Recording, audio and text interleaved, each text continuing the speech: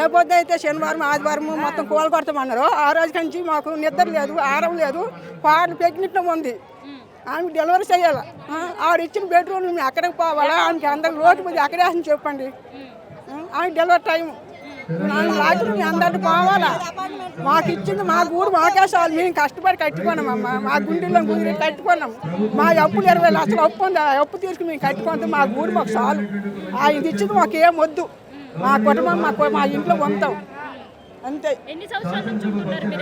మేము 20 సంవత్సరాలు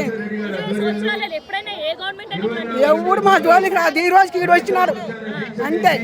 ఏ గవర్నమెంట్ మా జోలికి రాలేదు. ఈ రోజుకి ఇది తెలిసింది, ఈడు వచ్చినాడు మా పేక మీదకి. నిద్ర లేక పొగులు ఆరేలేక ఇంట్లో పని లేక మేము అప్పులు ఎలా తీసి ఇంట్లో చెప్పండి. ఇంట్లో నుండి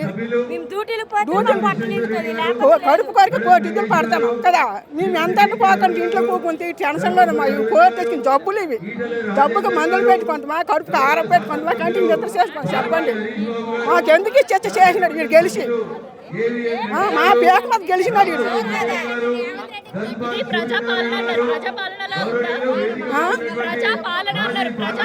ఏం పాలన గొరకాయ మాకేం ప్రజలకి అల్లకొల్లలు చేస్తాడు, ప్రజలకి బాధ పెడతాడు, ప్రజలకి సుఖమంది లేదు. ఈయనొచ్చిన కంచి డబల్ బెడ్రూమ్ ప్లేట్లు ఎక్కడా ఇస్తే మేము కష్టపడింది మాకుంటే చాలు. ఆయన ఇచ్చేదేంది? మాది మాకుంటే చాలు. మేము ఇప్పుడు 6 మంది కలిసి కట్టుకున్నాము. ఎంతో గూడు నీడ చేర్చుకున్నాము. ఆ నీడ లేకుండా చేస్తే మేము ఎక్కడ పోవాలి? 20 సంవత్సరాలు అంతా ఇక్కడ ఉన్నాము. ఏ ప్రభుత్వం మాకు సాయం చేయలేదు, కానీ ఏ ప్రభుత్వం మాకు ఏడిపేయలేదు. ఈ ప్రభుత్వం వచ్చి మమ్మల్ని ఏడిపేస్తుంది. ఇప్పుడు మా బాధ ఎవరిని చెప్పుకోవాలి? ఇప్పుడు పిల్లలతో ఉన్నాము, ప్రెగ్నెంట్ తోటి ఉన్నారు. వాళ్ళు ఎక్కడ తీసుకొని పోవాలి? ఏ రోడ్లో పోవాలి? ఒక దేశం ఇడిచిట దేశంకి వచ్చి మా నేడేదో మేము సంపాదించుకున్నాము. మకరంగా సంపాదించలే కదా. మా కష్టంతో మేము కట్టుకున్నాము, అప్పు చేసుకున్నాము. ఆయన కాలో ఈయన కాలో పట్టుకొని కష్టపడి మేము సంపాదించినాము. ఆయన వచ్చి తీసేస్తున్నాడు ఏంటి? ఆయన ఏమన్నా ఇల్లు అలా అయ్యేది? అది ఏమన్నా తీయనికి ఆయనదేం కాదు కదా. మేము కష్టపడింది కదా. అది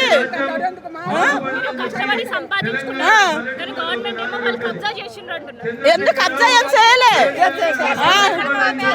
కబ్జా ఎందుకు చేస్తాం? మేము మాది మేము కొనుక్కున్నాము.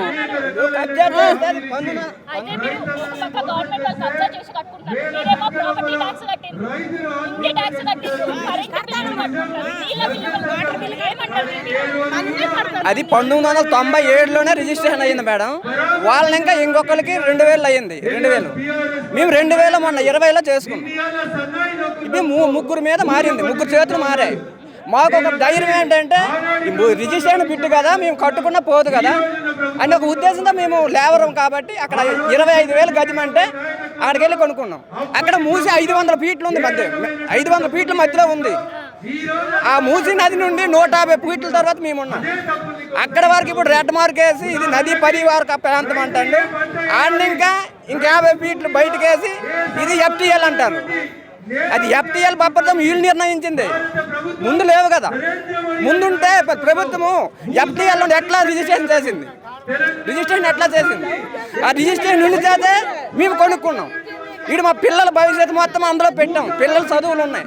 ఇప్పుడు మేడకు పోవాలి. మేము అప్పు ఊర్లో మనిషి మాకు ఎకరా అమ్ముకొని 6 జనం తీసుకున్నాం. మేము 6గురం తీసుకొని మనిషి ఫ్లోర్ వేసుకుని 6గురం ఉన్నాం. ఇప్పుడు మాకు ఒక్కొక్కరికి 35 లక్షలు అప్పు ఉంది. ఇప్పుడు అప్పు దిద్దుతామా? పిల్లల చదువులు చూస్తామా? మేము రోడ్డును పడతామా? ప్రభుత్వం మాలాంటి వాళ్ళకి దిక్కు చూపాలి, కానీ మాలాంటి వాళ్ళకి అన్యాయం చేయకూడదు కదా. అదేదో పరిష్కరించి ఇప్పుడు మాది ఫస్ట్ టైం అన్నారు రెడ్ జోన్లో ఉందన్నారు. ఫస్ట్ టైం అన్నారు బఫర్ జోన్లో ఉందన్నారు. ఇప్పుడు వచ్చి బఫర్ జోన్ కాదు, FTL మీద బఫర్ జోన్ ఇంకా బయటకు ఉందంట. అంటే వాళ్ళు ఇష్టాసారము మ్యాప్ వేసుకుని ఇష్టాసారం అంటే అవుతుందా మేడం?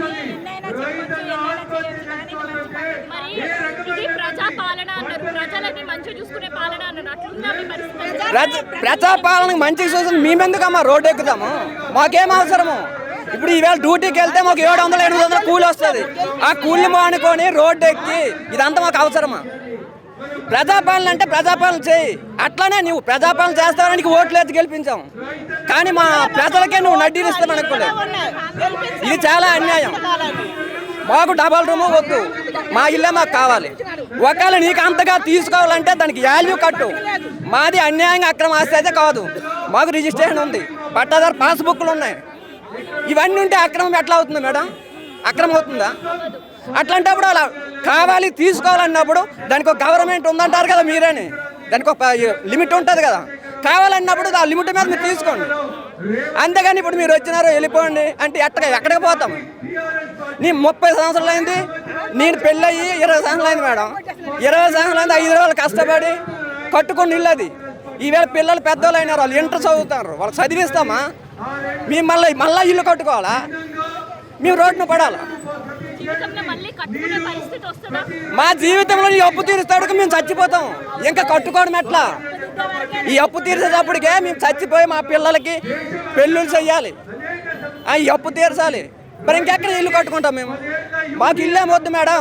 ఇక్కడికి ఇది ఉండి మా పిల్లలు మేము మంచిగా వాళ్ళ పెళ్ళిళ్ళు చేసి వాళ్ళకి ఒక చూపిస్తే అదే మా జీవితంలో మేము చేసుకున్నది.